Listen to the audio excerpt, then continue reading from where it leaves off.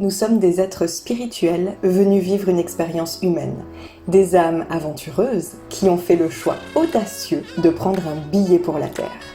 Le truc, c'est qu'on nous largue ici sans GPS ni itinéraire détaillé, la destination de notre âme n'est malheureusement pas répertoriée dans Google Maps.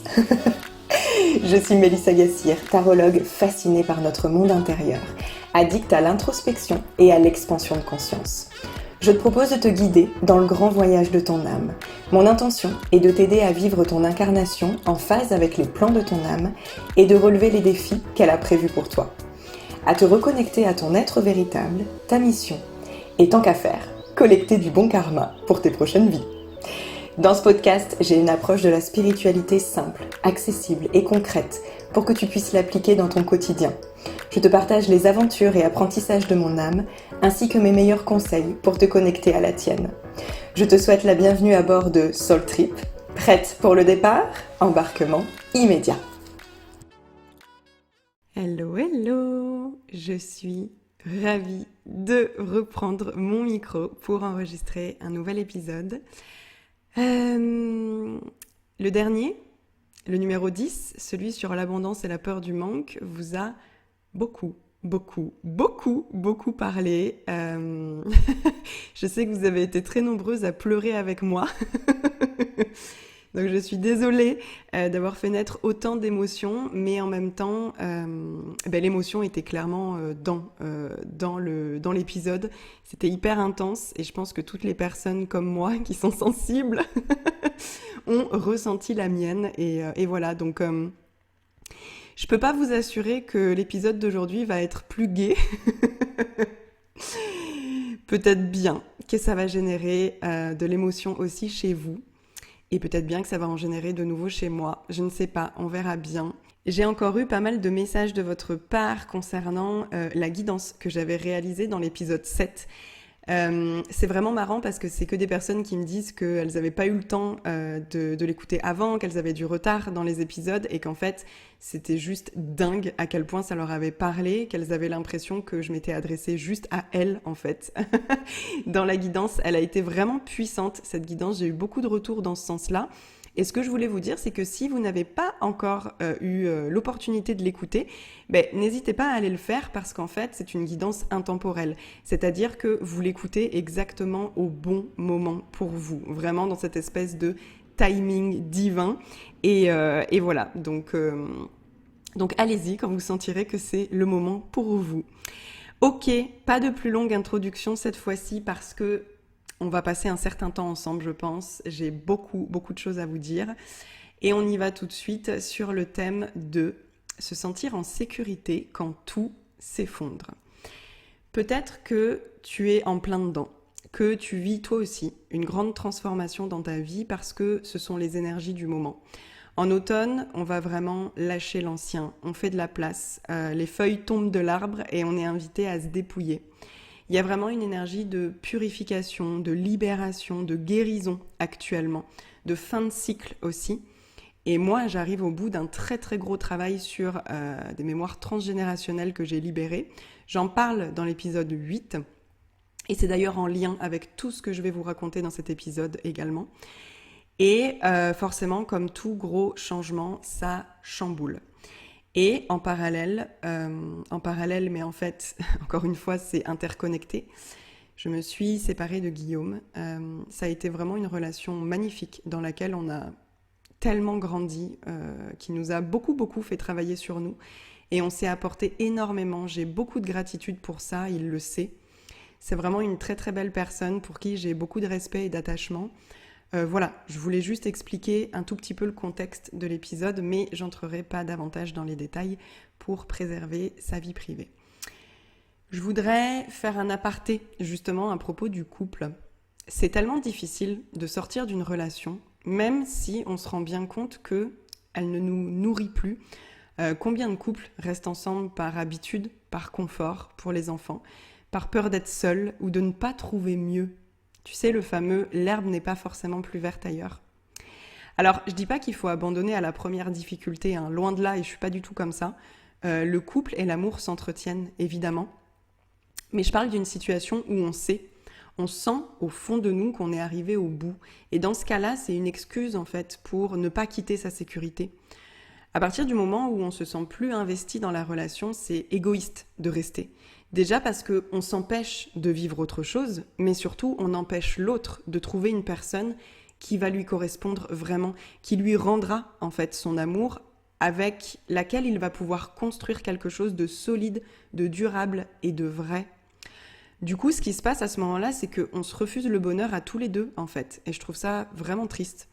On se doit la vérité à soi et à l'autre, par respect pour ce qu'on a vécu et pour l'amour qu'on a éprouvé. Et mon Dieu, que cette honnêteté demande de la force et du courage. Je le sais parce que je suis en plein dedans.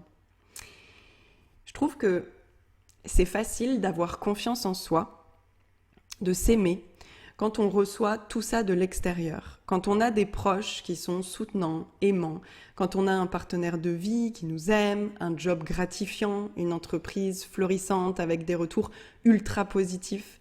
J'avais entendu dans un live de Chloé Bloom qu'elle disait que souvent, elle se demandait si elle enlevait tous ses accomplissements, si elle enlevait son business, si elle enlevait sa communauté, tout ça. Est-ce qu'elle serait capable de s'aimer autant ? Je trouve que c'est une question hyper intéressante parce que je pense pas. Mais du coup, comment on fait pour s'apporter cette estime et cet amour quand on essuie des échecs, quand on sort d'une rupture amoureuse, quand on se sent misérable, quand notre business ou nos projets ne fonctionnent pas ? C'est beaucoup plus compliqué de ressentir cette sécurité intérieure quand on est face à l'adversité et quand on n'est pas porté par l'extérieur. Quand il faut en fait aller la puiser en soi. S'aimer et se sentir en sécurité, c'est être capable d'avancer seul, de se sentir bien seul, de trouver le bonheur en soi et pas autour de soi.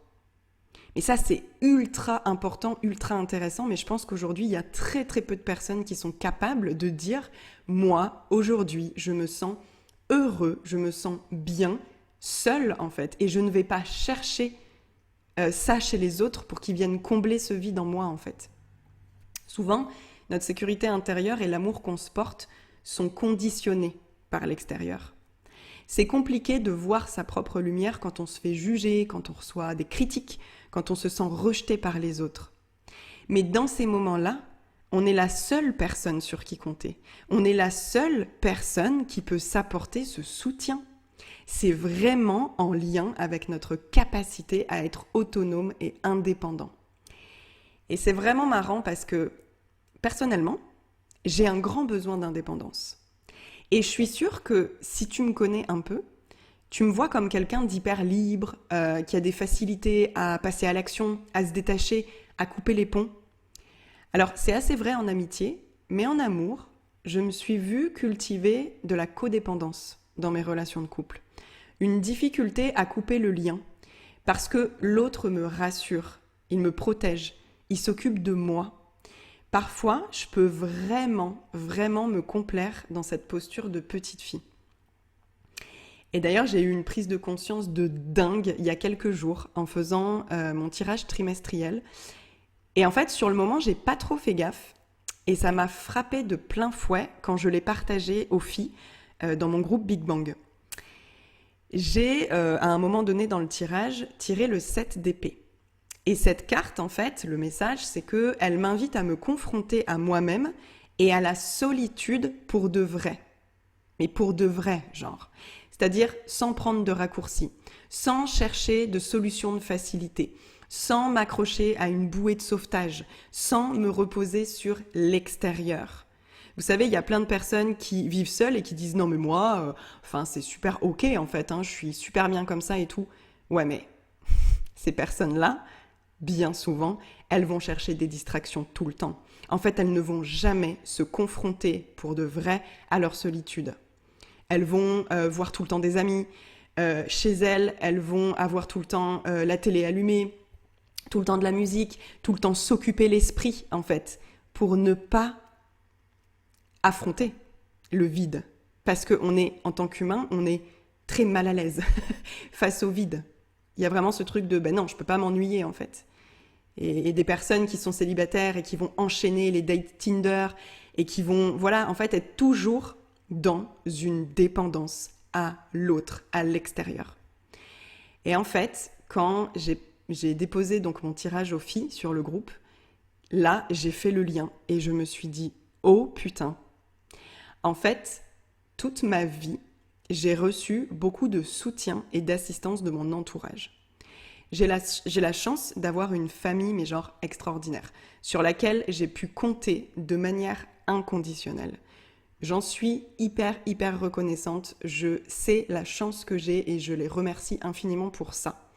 J'ai vraiment jamais manqué de rien. Je suis fille unique et mes parents ont pu subvenir à tous mes besoins et même encore plus. Ils sont toujours là pour moi, toujours prêts à m'aider et à me rendre service. J'ai pu notamment beaucoup solliciter ma mère et parfois même pour des trucs vraiment bêtes. Genre, qu'est-ce que je dois faire? T'en penses quoi? Est-ce que tu peux me donner un conseil? Comme si, en fait, ma mère, elle savait tout mieux que moi et que, genre, elle avait une sagesse incroyable. Alors oui, elle a plus d'expérience que moi dans la vie, mais genre, vraiment, je la mettais sur ce piédestal de... Il faut absolument que je passe par elle pour valider quelque chose, pour prendre une décision, pour savoir quel est le mieux pour moi. Alors que, en réalité, mais personne d'autre que moi ne sait ce qui est le mieux et le plus juste pour moi. Et j'ai fait ça, mais tellement longtemps, vraiment pendant des années et des années. Et je suis seulement en train de m'en détacher. Et quelquefois dans ma vie, des personnes m'ont dit que tout avait été toujours facile pour moi, que j'avais eu de la chance, qu'on avait toujours tout fait pour moi. Un peu ce truc de « ouais, il y a toujours eu papa et maman, quoi ». Et franchement, à chaque fois qu'on me disait ça, je comprenais pas trop pourquoi, en fait. Mais ça y est, je crois que c'est de ça dont il s'agit. Peut-être qu'à certains moments, je me suis trop reposée sur mes proches. J'ai vraiment utilisé cette facilité et que, en fait, ça m'a empêché d'aller puiser mes propres ressources en moi, de construire une sécurité et une force intérieure solide. Parce qu'en fait, à ces moments-là, je me faisais pas confiance, j'avais peur de mal faire, de prendre la mauvaise décision. Et c'était plus facile pour moi d'aller chercher la validation, la confirmation à l'extérieur, d'être rassurée. J'avais un grand besoin d'être rassurée. Et je pense que ouais, c'est pas forcément quelque chose qui se voit chez moi de prime abord en fait. Donc, je me suis rendu compte que j'avais reproduit le même schéma dans ma dernière relation. Je me suis beaucoup laissée prendre en charge. J'ai souvent choisi la facilité de laisser l'autre faire à ma place, de demander tout le temps « est-ce que je fais bien? Est-ce que c'est comme ça ?» Je crois que je me suis vraiment complue parfois même dans un rôle de bébé, genre ouais, genre vraiment c'est ça, c'est occupe-toi de moi en fait, prends soin de moi et je me repose complètement là-dessus quoi. Et je comprends qu'aujourd'hui, c'est terminé. Avec les différentes décisions que j'ai prises, il est temps que je lâche toutes les branches, que je prenne vraiment mon indépendance, pour de vrai, pour me prouver que les ressources, je les ai et que j'ai tout ce qu'il faut en moi pour y arriver en fait. C'est comme si aujourd'hui, je ne m'étais pas encore challengée à ce point-là pour savoir si vraiment j'en étais capable. Je pense que je suis à une étape cruciale de ma grande quête du bonheur. Je suis mise au défi de le trouver en moi, sans intervention ou assistance extérieure. Je sais que c'est exactement ce que je suis amenée à travailler là, maintenant. Parce que j'ai fait le choix de rester seule à Biarritz. Et je sais que c'est pour pouvoir me gérer, pour me prouver que je suis tout à fait capable de vivre ma vie en autonomie totale, sur tous les plans, que ce soit financier, émotionnel ou autre. Je suis prête pour l'émancipation à 34 ans. Donc, il n'est jamais trop tard. Et c'est fou parce que tout s'est vraiment enchaîné. Cet été, j'ai expérimenté le manque d'argent et le manque de clientes pour pouvoir découvrir l'abondance à l'intérieur, c'est-à-dire la vraie richesse du cœur. Et je l'explique dans l'épisode 10 du podcast. Et là, genre pas de répit, j'embraye direct sur le manque affectif pour pouvoir créer ma sécurité et mon bonheur à l'intérieur. Dans les deux cas, je suis confrontée au vide. Et je sens qu'à nouveau, je vais devoir l'accepter. Il y a vraiment une phase d'acceptation qui est tellement compliquée. Putain, il va falloir que je le vive, il va falloir que je m'y abandonne, mais pas que je fasse semblant, pas que j'essaye de tricher, pas que je m'occupe l'esprit avec autre chose en fait. Non, que j'y aille vraiment à fond, que j'entre en introspection totale pour pouvoir guérir en fait. Je sens que là, c'est une étape essentielle sur le chemin de ma guérison. On me fait travailler le manque sous toutes ses coutures. C'est un truc de dingue. J'ai l'impression d'être en sevrage, en fait, depuis plusieurs mois, quoi. C'est dingue, c'est dingue. Et puis, il y a vraiment une suite logique dans mon travail. C'est-à-dire que c'est toujours ce mouvement de l'extérieur vers l'intérieur. Apporte-toi ce que tu vas chercher à l'extérieur. Donc, c'est vraiment hyper intéressant. Bon, je vais pas du tout le cacher, les premiers jours post-rupture, qui sont encore assez proches là, ont été très très difficiles. Franchement, je me suis sentie toute petite, je me suis sentie perdue, sans repère en fait, et presque avec une espèce de peur du monde extérieur, genre comme si le monde extérieur était menaçant ou que c'était dangereux, parce que perdre l'épaule sur laquelle me reposer, ça me donne l'illusion en fait d'avoir perdu ma confiance en moi, d'avoir perdu mon assurance. Ça me donne la croyance que je dois affronter le monde seule et que ça fait peur. Alors que pas du tout. Mais mon ego et mon mental me font croire que j'ai besoin de l'autre pour rencontrer des nouvelles personnes, pour sociabiliser, pour sortir, pour participer à des événements et tout simplement en fait pour me rassurer en fait. Me donner l'impression que j'ai confiance en moi, alors que cette confiance et cette assurance, elles sont déjà là. C'est juste que c'est plus facile quand il y a quelqu'un. La sécurité, c'est vraiment un grand thème de ma vie, je crois. Et ces 4 dernières années, j'ai dû faire beaucoup de choix très inconfortables pour me challenger, pour me dépasser et pour aller chercher en fait cette force et cette assurance en moi. Ce podcast, il parle d'écouter son âme et clairement, écouter son âme, c'est faire le choix de l'insécurité. Et plus je l'écoute, plus les choix sont effrayants. Ça a commencé par quitter un job très très bien payé pour me lancer dans l'entrepreneuriat. Ensuite, j'ai quitté une relation de 7 ans et je me suis retrouvée seule. Ensuite, j'ai quitté ma région et celui-ci, il est vraiment directement lié avec le fait de m'affranchir en m'éloignant de ma famille. J'avais toujours dit que je ne quitterais jamais ma région. Que voilà, moi, j'avais pas envie de vivre loin de mes proches, que voilà, j'étais vraiment du genre enracinée. Mais en fait, ce déménagement, il m'a prouvé que j'en étais capable. Et en plus, j'ai vraiment adoré, en fait. J'ai déménagé à Nantes par amour, sinon je l'aurais jamais fait. Et j'ai rencontré des gens géniaux, avec qui je suis toujours en contact aujourd'hui. Je sais d'ailleurs que la majorité de ces personnes vont écouter ce podcast, donc je vous fais un gros bisou, les filles. Mais j'ai vraiment de merveilleux souvenirs de cette période. Et en fait, je sens que c'était le premier niveau. C'était genre le first step. Et après, je suis partie encore plus loin. Mais, entre-temps, je suis retournée vivre chez mes parents à 33 ans. Autant vous dire que ça, c'était un choix très challengeant aussi. Et une fois de plus, ça a contribué à me faire bosser la relation que j'avais avec ma mère. J'avais pas tout à fait coupé le cordon, je pense que vous en êtes rendu compte quand j'ai expliqué tout à l'heure. C'est chose faite aujourd'hui et notre relation est vraiment très très saine et j'en suis vraiment ravie. Mais voilà, encore une fois, rien n'arrive par hasard. Et ensuite, je suis partie vivre loin. On est parti faire une première expérience nomade en Espagne. Mais là, il y avait quelqu'un avec moi. Vous voyez ? Donc il y avait un côté rassurant finalement. Et ça s'est super bien passé d'ailleurs. Ensuite, comme autre challenge, en Espagne, ça a été de continuer d'avoir la foi malgré une très très grosse baisse d'activité. Commencer à taper dans mes économies et clairement là c'était une de mes plus grandes peurs liées à la sécurité.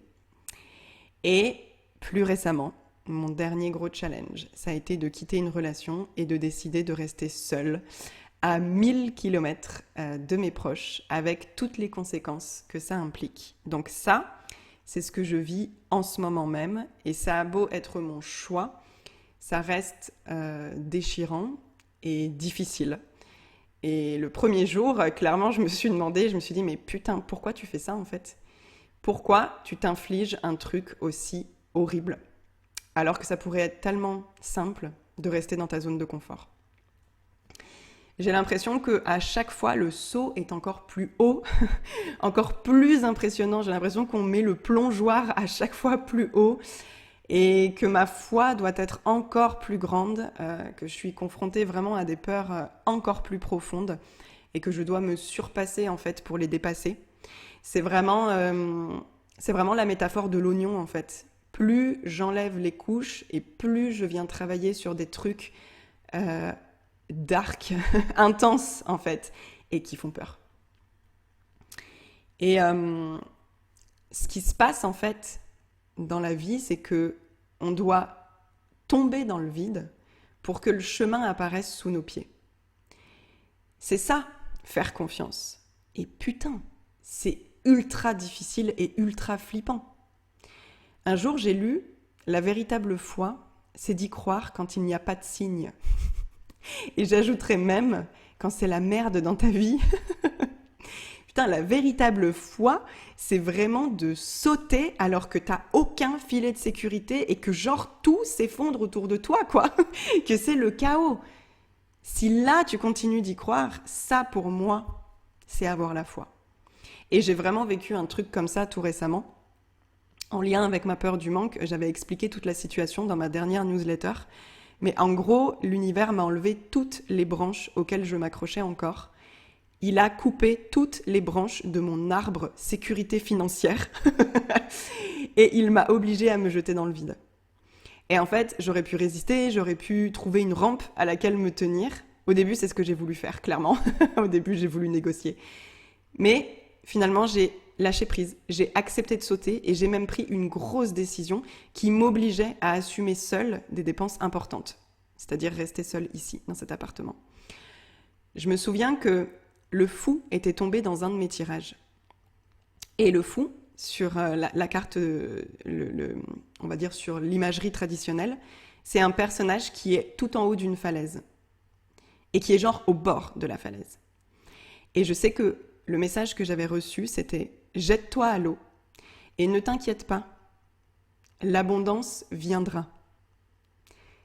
Tu es soutenu. » Et je me souviens qu'à ce moment-là, j'avais ressenti beaucoup d'apaisement. La semaine suivante, jour pour jour, on me réservait 2 guidances de tarot et je touchais mon RSA. Et depuis, ça ne s'arrête plus. Genre octobre est juste magique en termes d'abondance financière et de reprise de mon activité. Donc justement, j'en parle plus en détail dans l'épisode précédent sur l'abondance que je te recommande vivement d'écouter parce que il est vraiment puissant cet épisode. Bref, à chaque fois, avant de prendre la décision qui me terrifie, je repousse. Je négocie avec moi-même, je veux pas choisir, c'est trop dur, je me dis que j'y arriverai pas, que je suis pas capable. Et quand t'es à ce stade, c'est ce que tu crois sincèrement. T'es vraiment convaincu que t'es face à une montagne. Ton mental a cette facilité à te faire croire que la situation est dramatique, que la situation est insurmontable, que sans l'autre, genre tu vas mourir, quoi. Le moment juste après avoir fait ton choix, je crois qu'il est encore plus horrible. Je crois que ce moment-là, il est encore pire. Il y a ce truc de « Ok, maintenant je peux plus revenir en arrière, j'ai peur, je doute. Est-ce que c'était la bonne décision ?» Et là, en fait, t'es en mode regret, à fond. Tu tournes en boucle sur les regrets. Tu te souviens que du côté positif de la situation que tu viens de quitter. Tu te souviens pas du tout pourquoi tu l'as quitté. Et il y a une sorte d'idéalisation, en fait, de la situation qui fait que tu dis, mais oh putain. C'est un processus qui est tout à fait normal parce que tu es en train de sortir de ta zone de confort. Tu t'apprêtes à faire un truc inconnu qui compte vraiment pour toi, qui a du sens. Donc ton ego, il se met en PLS, clairement. Et d'ailleurs, c'est super intéressant parce que quand Hello, du compte Cora Matelier, m'a fait mon thème numérologique, elle m'a dit qu'avec mon 7 en racine, je devais impérativement faire des choix qui ont du sens et ne pas rester dans des situations rassurantes. Donc au passage, super, merci, je suis ravie de devoir faire ça toute ma vie. Toute ma vie, je vais devoir me confronter à ces putains de choix. Mais en soi, je sais que c'est la meilleure décision, je sais que c'est ce qui est le plus juste pour moi, mais mon ego et mon mental souffrent. Il me supplie de changer d'avis, il me supplie de choisir la facilité et la sécurité. C'est pas parce que c'est notre décision que ça nous fait pas mal en fait. On doit vraiment se laisser le temps d'accueillir et de traverser toutes les émotions qui remontent. Donc, je suis sûre que toi aussi, tu as dû prendre des décisions compliquées et tu sais à quel point souvent, en fait, après, c'est un soulagement. Et que quand il se passe un peu de temps, parce que vraiment, dans ces situations, le temps est notre meilleur allié, tu te demandes même pourquoi tu l'as pas fait plus tôt. Mais avant d'en arriver là, il y a toute la partie horrible où tu crois que tu vas jamais sortir la tête de l'eau, quoi. Donc tu dois savoir que moi, j'aime mettre beaucoup de compréhension et de sens derrière tout ce qui se passe dans ma vie. Les situations où je suis amenée à faire un choix délicat sortent systématiquement dans mes tirages de cartes. Alors attention, disclaimer, les cartes ne m'influencent pas à faire un choix, qu'on soit bien clair là-dessus. Lorsque elles l'amènent sur la table, c'est parce que ma décision est déjà prise tout au fond de moi. Mais qu'en gros, je n'ai pas encore le courage de passer à l'action. Je n'ai pas encore le courage de la matérialiser. Les cartes m'aident énormément parce qu'en fait, elles viennent me confirmer ce que je ressens au plus profond et elles m'encouragent à y aller. Et clairement, mon dernier cycle Moonlight, de mon programme Moonlight, était à propos de mon couple. Et je le répète, les cartes ne m'ont pas poussée à me séparer. C'est quelque chose que j'avais déjà mûri depuis un moment, mais grâce à elles, j'ai su que c'était le bon moment. Et elles m'ont aussi fait comprendre que ma décision apportait un autre challenge pour moi, encore plus gros, encore plus flippant, qui était de me prouver que je peux vivre seule dans une région où je ne connais quasiment personne, me détacher de toute codépendance et compter uniquement sur moi-même. Je sais que ça va me faire grandir et que ça va participer à l'évolution de mon âme. Je sais très bien que ça, c'est un des plans de mon âme, c'est un des défis, c'est obligatoire, je le sais. Donc je pense que la thématique qui va être au cœur de cette nouvelle épreuve, c'est l'amour de soi. L'amour de soi à un tout autre niveau. Quand j'ai commencé mon activité de coaching, je travaillais avec mes clientes sur l'acceptation corporelle et l'amour de soi, justement. C'est ça qui est intéressant. Et je l'avais expérimenté pour moi quelques temps auparavant. Et du coup, j'avais décidé d'aider les femmes à s'aimer davantage. Mais c'est comme si je l'avais intégré à un niveau encore superficiel, ou en tout cas à une certaine couche de l'oignon qui était quand même proche de la surface, on va dire. Aujourd'hui, j'ai l'impression de vraiment avoir beaucoup plus d'estime et de confiance en moi. Mais que par contre, je suis restée encore en surface par rapport à l'amour que je me porte. Et je pense qu'il est temps pour moi de l'incarner plus profondément. Et là, je suis dans les meilleures conditions. Enfin, en fait, j'ai envie de dire les pires. Mais non, je sais que je suis dans les meilleures conditions pour ça. Vraiment être capable de m'aimer, de combler mes besoins et de m'apporter tout ce dont j'ai besoin sans compter sur qui que ce soit. Ni attendre que ça vienne de l'extérieur, ni attendre que quelqu'un le fasse à ma place. Ça va vraiment être un bel apprentissage. Ces 2 dernières années, je me suis beaucoup concentrée sur l'apaisement de mon mental et de mes émotions. Donc j'ai bien avancé dans ce domaine, ça a permis d'amorcer un retour dans mon corps, évidemment. J'ai beaucoup intériorisé, mais j'ai l'impression de l'avoir délaissé à l'extérieur, physiquement, en termes d'enveloppe en fait.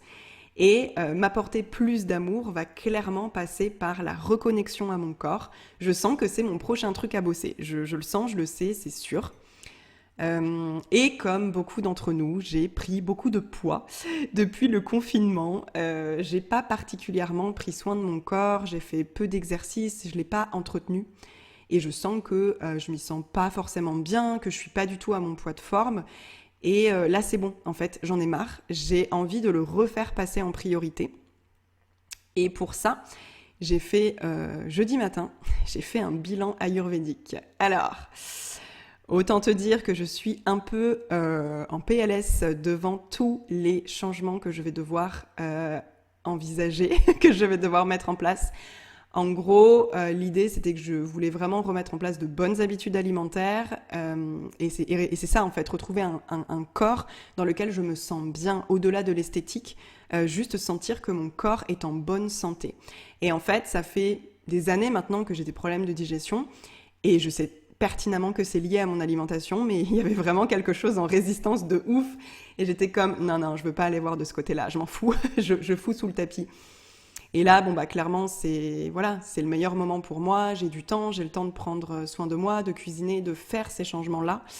Et clairement, ça va être de gros changements. Je vais aborder une grosse détox en fait en fait, je vais devoir enlever beaucoup d'aliments de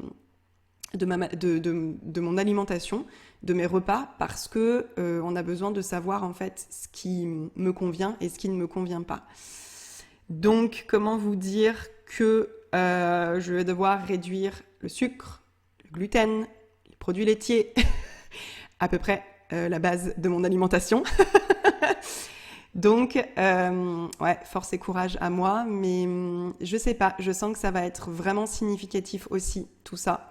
Et en même temps, c'est une forme de purification, c'est une forme de libération, donc on y va.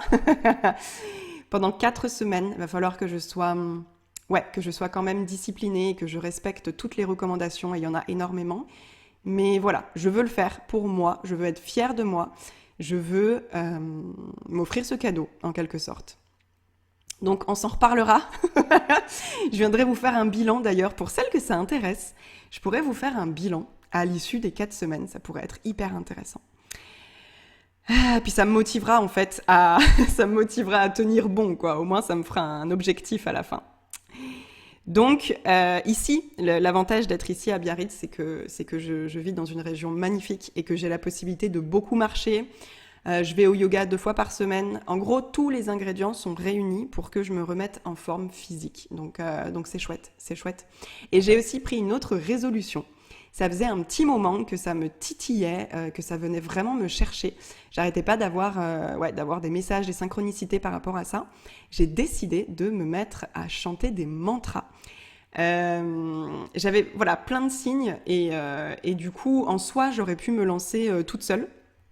Me mettre à chanter des mantras de mon côté, tranquille. Mais comme j'y connais rien, moi j'aime bien être guidée. Et du coup, j'ai pris un e-book je sais pas, franchement, je sais pas comment se prononce son prénom. Donc je vais vous dire juste le nom de son compte Instagram. C'est Girls Do Yoga. Pour justement chanter avec la lune. Donc en fait, c'est 29 mantras. Il y en a un par jour du cycle lunaire. Et si tu me connais un peu, tu sais que je suis fascinée par la lune. J'adore travailler avec le cycle lunaire puisque mon programme Moonlight, ce sont justement des tirages de cartes en lien avec les phases du cycle. Donc, ça pouvait pas être plus parfait que ça. La nouvelle lune commence la semaine prochaine. Donc, c'est génial. Je vais pouvoir commencer à chanter mes mantras. Donc, c'est vraiment trop chouette. Je sens que ça aussi, ça va être un nouveau truc hyper cool. Donc, tu vois, il y a plein de choses qui sont en train de se mettre en place et je sais très bien que la situation de vie dans laquelle je me trouve est très juste. Parce qu'en fait, elle me permet de m'offrir en fait l'espace, le temps de faire toutes ces choses-là. Toutes ces choses qui vont me permettre de me recentrer sur moi, sur mon énergie, de prendre mon indépendance, de construire, continuer de consolider ma sécurité intérieure, ma résilience, etc. Donc bon, ça va pas être facile tous les jours, je le sais, j'ai des up and down, c'est normal, mais je sens que j'en suis capable. Donc voilà pour ce long épisode qui, j'espère, encore une fois, te parlera. N'hésite pas à venir me dire vos retours, c'est vraiment c'est vraiment du bonbon pour mon cœur. Donc, n'hésitez pas à me faire des retours suite à ces épisodes de podcast. Je vais terminer avec la petite actu. D'habitude, je le fais en début d'épisode, mais là, non, ça me semblait plus ok de le faire à la fin. Donc, en ce moment, qu'est-ce qui se passe ? En ce moment, il y a 2 ateliers que tu peux rejoindre pour travailler avec moi. Le premier, c'est mon atelier tarot. Il y en a un tous les mois. Donc, on a fait déjà celui d'octobre qui était sur le thème « L'art de questionner le tarot ». C'était juste génialissime et sache que le replay est en vente en fait. Donc, tu peux te procurer le replay de cet épisode et pratiquer en différé. Il n'y a vraiment aucun souci.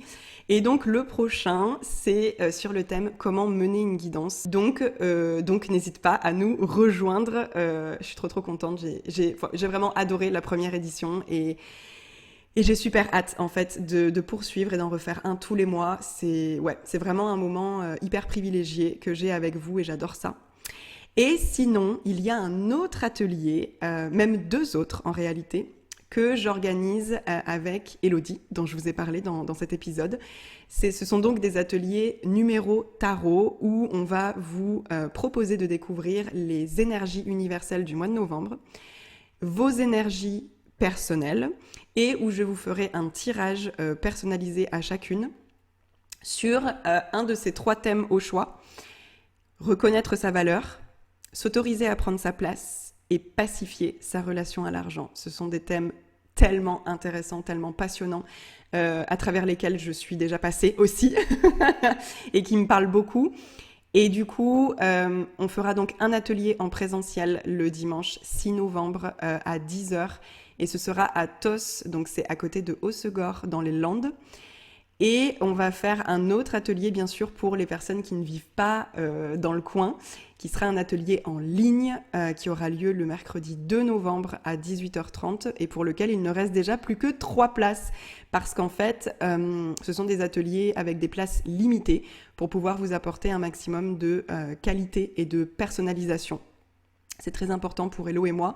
Donc en fait, il y a seulement 6 places dans chaque atelier, donc plus que 3 sur l'atelier en ligne et on a beaucoup d'intéressés sur l'atelier en présentiel. Donc voilà, je pense que les places vont partir assez vite. Donc n'hésite pas si tu as envie de partager ce moment avec nous.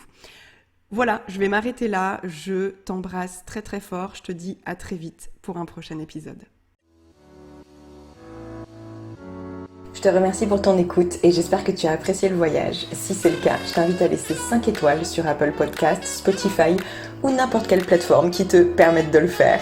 Un petit mot doux me ferait très plaisir aussi et tu peux m'aider à faire connaître le podcast en le partageant autour de toi. Tu auras ma reconnaissance éternelle. Je t'embrasse et on se retrouve très vite pour un prochain épisode.